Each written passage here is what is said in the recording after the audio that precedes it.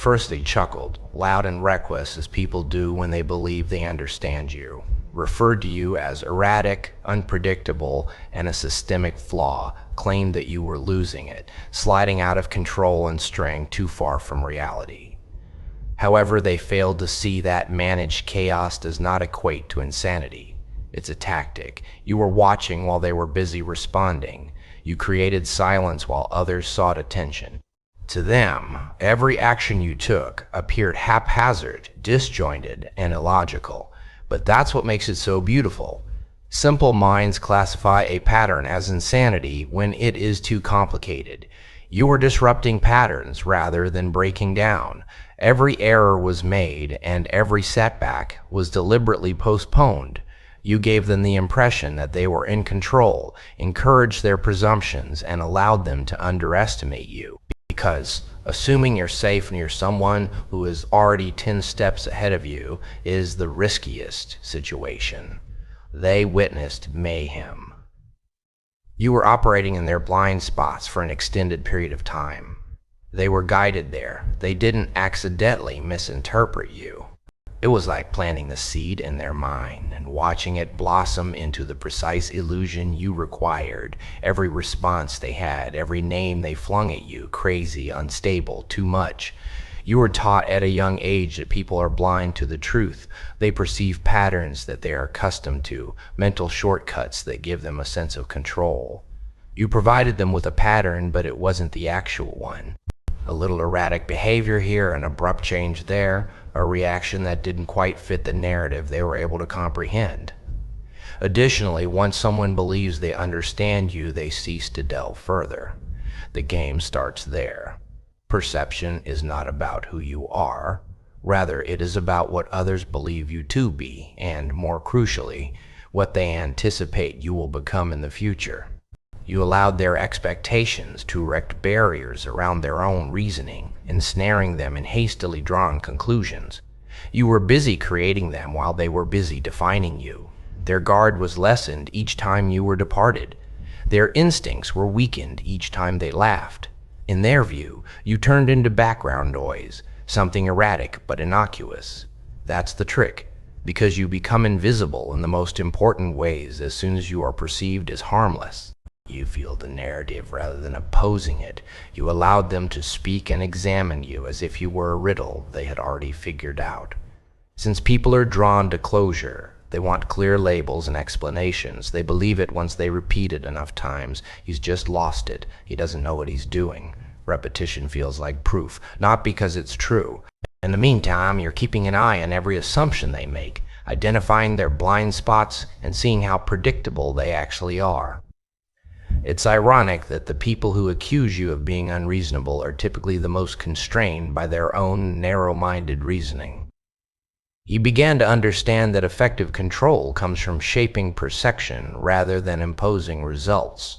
You can influence someone's reaction without ever coming into contact with them if you can influence how they perceive your behavior. It's hardly noticeable and subtle. A shift in tone, a halt in tempo, a move that sounds unusual but lands exactly where it needs to. They perceive you as inconsistent, but in reality you're changing more quickly than they can comprehend. You're writing reactions rather than responding. Additionally, your viewpoint gets stronger the more others disbelieve you. Doubt impairs judgment. It causes people to pause, make mistakes and calculations, and miss important details. They aren't criticizing your plan since they are preoccupied with doubting your sanity. You made that trade because being understood is predictable and predictable is easier to control. You gave up understanding in exchange for being undervalued.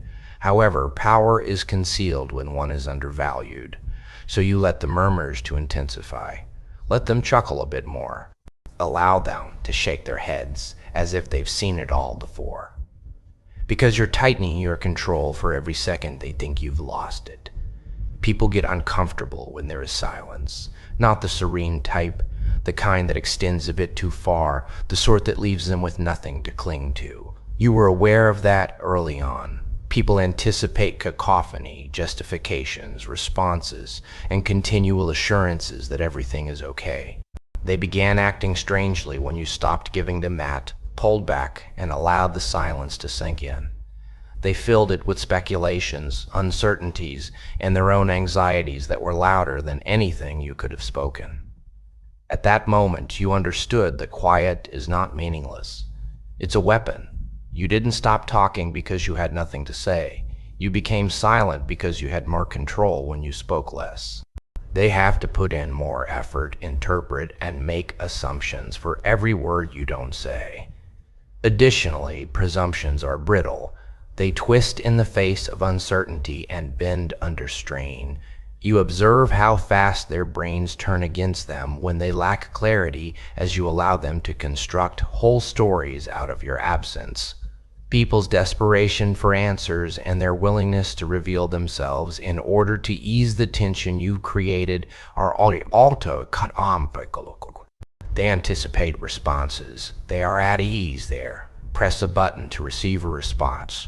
It is safe, dependable, and simple to handle. However, you gave up on that game. You turned into the unquantifiable silence that caused them to doubt their own timing. Instead of responding to their own timing, instead of responding to their criticism, judgment, or even bait, you would simply hold it. Allow it to linger in the air, unanswered, getting heavier by the moment, and they began to break under that weight because they had to deal with their own response in the absence of yours. You might see things people missed when there was silence. You were seeing patterns while they were preoccupied with arguing, proving, and defending. The little clues they provide when they're working too hard to maintain control, the way their tone changes when they're unsure, and the way their confidence rises when they believe they've touched a nerve. Without interjecting or showing that you were even listening, you gathered all of it because they expose more when you don't. Timing is another factor. Silence turns into accuracy at that point. When people expect you to answer, you don't. When it counts, you react. A delayed word has a greater impact than an instantaneous one. After turmoil, a composed response seems strange and uncomfortable. They become disoriented and wondering if they've choosing when is just as important as deciding what to say, and everything is reshaped at that point. At first, they see your quiet as a sign of weakness. They believe you are lost or overwhelmed and have nothing. That's all right, let them think it, because the longer they believe you pose no threat, the more irresponsible they become. They begin chatting excessively, overplaying their hand and disclosing goals they would have kept hidden if they believed you were genuinely observing. However, you are, always. They are unaware that quiet is not passive. It's deliberate moderation. It's realizing that not every action has to be visible in order to make a difference. Sometimes the most powerful position is the one that doesn't say anything at all, because it makes everyone else talk more, reveal more, and unintentionally go in the direction you want them to. They observed chaos, haphazard actions, odd timing, and choices that didn't make sense. They called it anarchy because that was the only way they could describe their discomfort. However, they never gave the question of whether there was structure behind that chaos any thought, because true chaos isn't only noisy and disorganized. Real chaos is structured, directed, and controlled, just enough to appear unintentional while moving everything in the right direction. You've long since given up on attempting to look flawless. Perfection is foreseeable. Tidy progressions, logical phases, and clean lines. It can be mapped, anticipated, and countered by anyone who pays attention. However, chaos disrupts patterns. Expectations are distorted by it. Instead of planning, it compels people to respond. Additionally, once someone reacts, they have already fallen behind. You leaned into it as a result. You made sure nothing about you could be easily computed by allowing your rhythm to appear irregular. It wasn't that you didn't have a strategy. Rather, it was untouchable because it was concealed by confusion. Every erratic action you took had a reason. A quick change wasn't an error, it was an examination. You saw who followed and who questioned, who froze and who adjusted. Not only were you making progress, but you were also collecting data and utilizing the disturbance to reveal vulnerabilities in your surroundings. When things don't make sense, people show who they really are. Some people panic. Some clutch more tightly to maintain control. Some entirely disintegrate. You can see exactly where they stand at that point when their typical reasoning fails them. You grasp something that most folks overlook. Stability is not necessarily the source of control. Occasionally, it results from making everything else unstable. People start searching for anything to cling to when the surroundings seem unpredictable and lack a clear pattern. At that spot, not as the cause of turmoil, but as the only person who doesn't seem to be impacted by it, the only one who passes through it as if it were intended to. They make an effort to forecast you, but there's nothing reliable to cling to. You might be quiet one moment and direct the next. The next move disturbs the one that builds. It keeps them unbalanced, causing them to constantly adjust and never fully catch up. Additionally, they are not paying attention to what they should be doing for themselves because they are preoccupied with figuring out what you will do next. That's the change. You're not responding to the game anymore. They're responding to you. It appears effortless, which increases its effectiveness even further. Like you're not even conscious of the impact you're having since they begin correctly analyzing it as soon as they believe it's deliberate. However, people undervalue it as long as it seems arbitrary. They believe that the disease has no underlying structure or deeper depth, and they are blinded by that presumption. You redefined control rather than losing it. Maintaining stability isn't the only aspect of control. Sometimes it comes down to knowing precisely how much instability to introduce, how far to push before drawing back, and how to generate enough confusion so that you stay exactly where you intended to be while everyone else loses their footing.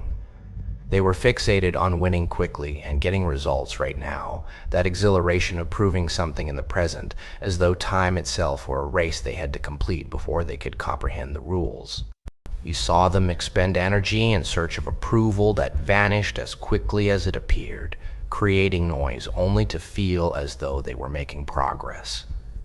For a while, they thought you were lagging behind because you were too quiet, too slow, and too far away from the speed they thought was important. However, you weren't following their timeline. You moved away from the need to always demonstrate progress and towards something far riskier, patience with direction. You expanded your vision while they were thinking in terms of days, or perhaps weeks if they were ambitious, months, years, not in some idealistic, unattainable manner, but in deliberate layers, each action intended to compound rather than merely impress, each step feeding the next. You realize that speed is not the source of true control. Positioning is the source of it. When you've been silently working toward it for a long time before anybody else realized the opportunity existed, being in the right location at the right time isn't just chance. And that's how people misinterpret you. When they noticed silence, they concluded it was stagnation. When they noticed a delay, they suspected hesitancy. Alignment was what they failed to notice. Before the next move even became apparent, everything was precisely where it needed to be. A portion of the work is left to time. Most people don't pay attention to that portion since they can't wait for a tangible payoff. However, time becomes leverage when combined with intention. You sat back just long enough to observe how things developed while they hurried into making snap decisions and revealing themselves too soon. Recurring patterns. Errors reverberated. Inadequate tactics failed due to their own weight.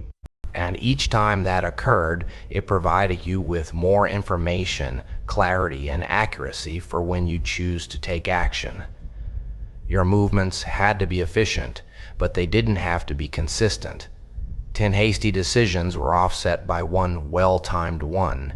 It was more powerful to take one calculated risk than to take countless precautions out of a fear of missing out. You weren't attempting to win every time. You were preparing the moments that truly mattered and called for self-control, the kind that, to those who are blind to reality, appear to be passivity. They sought attention. You laid the groundwork. They responded to the situation. You were ready for what was about to happen. And gradually, without their knowledge, the distance began to widen, not in ways they could quantify right away, but in ways that were crucial when things eventually changed. Because you weren't rushing to catch up when the time arrived, everything fell into place, and the chance they had missed began to present itself. You were in a situation already. They don't realize it until it's too late. At first, long-term vision doesn't seem that amazing. It seems silent, almost imperceptible. However, over time it compounds into something they are unable to duplicate because they were too preoccupied with pursuing what was ahead of them. They believed what they observed. Their first error was that people adore unambiguous intent, clear messages, and clarity. It gives individuals a sense of security and control over their surroundings. That's what you provided them, or at least what appeared to be, a pattern that seemed consistent, a direction that seemed genuine, a version of yourself that was convincing enough to prevent them from probing more.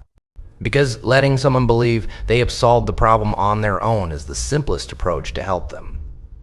Your moves weren't concealed, you put them on display. Not the ones that were important, though. Something predictable enough to ground their expectations, a stride forward here, a response there. You added something tiny, a tiny deviation, just enough to change the result without shattering the illusion after they had locked onto that and began constructing their understanding around it. It only need that. When they believe a system is effective, people don't challenge it. They adapt to it, stepping precisely where you want them to. Lying is not the goal of misdirection. It has to do with emphasis, about choosing what is highlighted and what is ignored. You discover how to draw attention to some behaviors while hiding others under distraction, tone, and timing. They didn't realize they were tackling the wrong puzzle as they concentrated on what you presented them, evaluating it and attempting to stay one step ahead, because the actual movement was taking place underneath, quietly and precisely, while they were preoccupied with responding to the surface. You give them a sense of intelligence. That's the secret. You allow them to spot trends, anticipate little details, and even outsmart you in situations that didn't cost you anything. It increased their self-assurance and strengthened their conviction that they comprehended you. Furthermore, confidence turns to become a weakness when it is founded on insufficient information. Convinced they had seen enough, they ceased asking questions and digging. You changed at that point. Everything is changed by a different move at the correct time, just enough to defy the notion they were depending on not loud or dramatic. All of a sudden, they are unbalanced. Their trusted pattern is no longer valid. Their rationale begins to falter. And you are already heading down a path they never thought of during that fleeting moment of confusion while they're attempting to recalibrate, because you were never where they believed you to be. It has nothing to do with being invisible. It has to do with being overtly noticeable. Give them something to look at, let them think it, allow them to construct around it, because they find it more difficult to accept anything different once they commit to that interpretation of reality. They delay, question, and oppose the truth even when it is in front of them, because it contradicts what they have already determined to be true. And all you need is that doubt. Advantage is found in the brief moment when they reconsider rather than act, when they query rather than act, not by overwhelming them, but by steering them just far enough off course that the distance back is too large when they realize it. And the only thing that matters now is the path you took. They believe that titles, dominance, influence over others, and things that appear spectacular from the outside were all signs of power.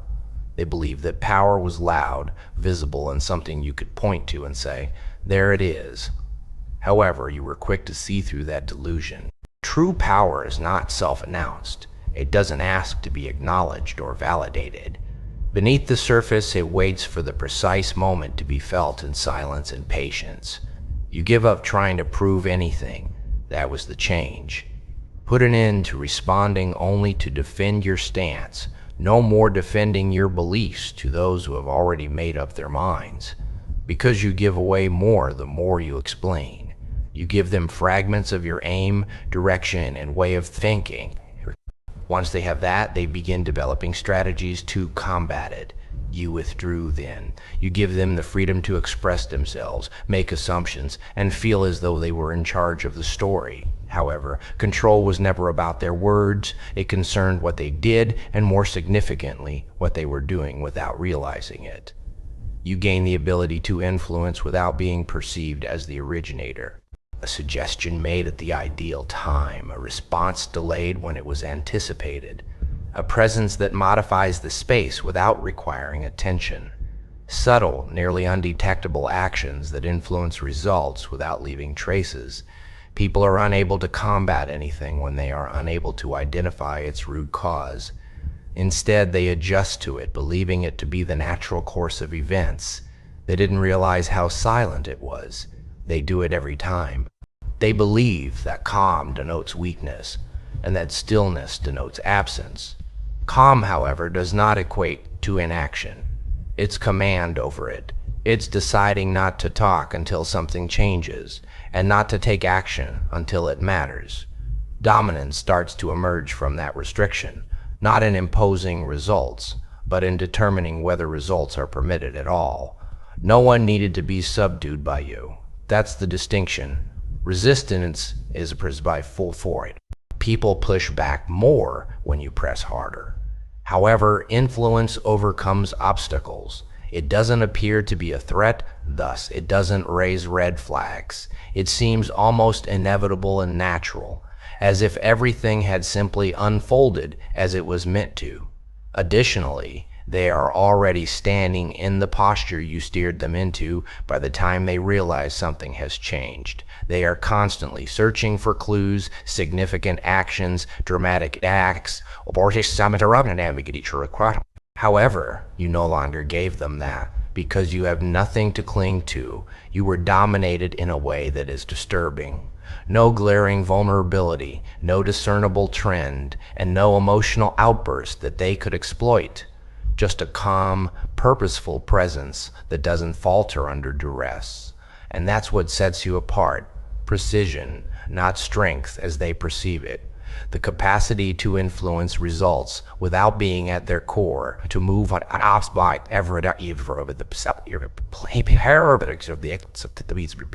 clears throat. You control by determining what gets to move, when it moves, and how far it travels, whereas they chase control by attempting to keep everything in place.